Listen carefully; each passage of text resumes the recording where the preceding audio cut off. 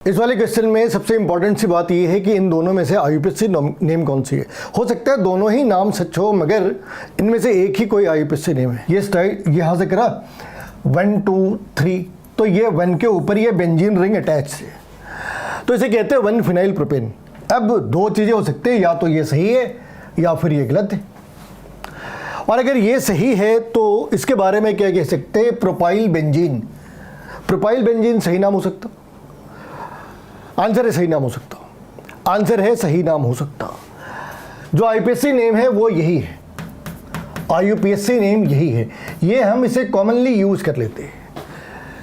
तो एक IUPAC name है, दोनों नेम करेक्ट है, लेकिन उसने आईयूपीएसी नेम पूछा तो ये नाम करेक्ट नेम है।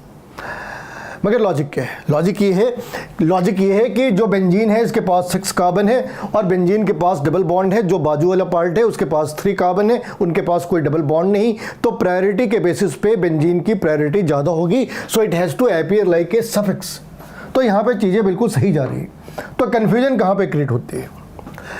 तो ये ध्यान रहे कि दोनों नाम सच है, दोनों ही नाम सही है, लेकिन अगर उसने आईयूपीएसी नेम पूछा तो ये आईयूपीएसी नेम है। ये कोई भी नेम हो सकता मगर आईयूपीएसी नेम तो नहीं है। ठीक है, 1 2 डाइफिनाइल प्रोपेन कैसे? अपने पास कितने कार्बन है? 1 2 और 3, ये 3 कार्बन है और इन 3 कार्बन से हमने 1 और 2 पे चीज़ों को अटैच कर रखा है। 1 के ऊपर फिनाइल रिंग है, 2 के ऊपर फिनाइल रिंग है और 3 खाली है, तो इसका नाम लिखा 1 2 डाइफिनाइल प्रोपेन। मगर इस बार ऐसा क्यों हुआ?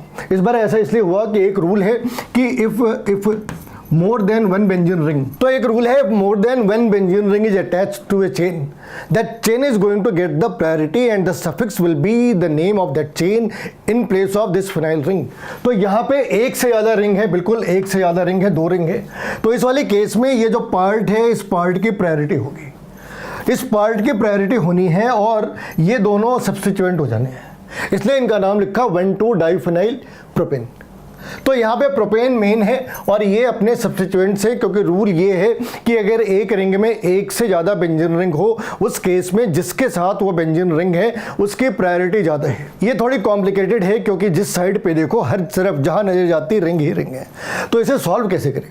तो हमें ये मालूम होता है ये 4 रिंग तो आइडेंटिकल है, फिनाइल के रिंग है, हम इन्हें फिनाइल लिख सकते हैं।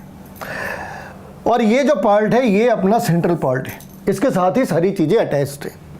तो ये सेंट्रल पार्ट है, यहाँ पे सारी चीज़ें अटैच्ड है इसके साथ, उल्टा नहीं है। फिनाइल रिंग के साथ ये सारी चीज़ें अटैच नहीं है, इसके साथ ये सारी चीज़ें अटैच्ड है।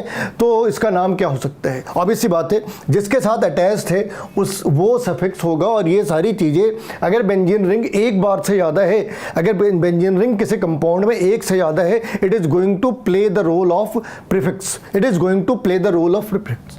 तो सब्स्टिट्यूएंट का काम कर रखा है इसने। अब इस वाले केस में हमने क्या देखा, यहाँ पे नंबरिंग स्टार्ट करते हैं, इट्स 1 इट्स 2 3 एंड 4।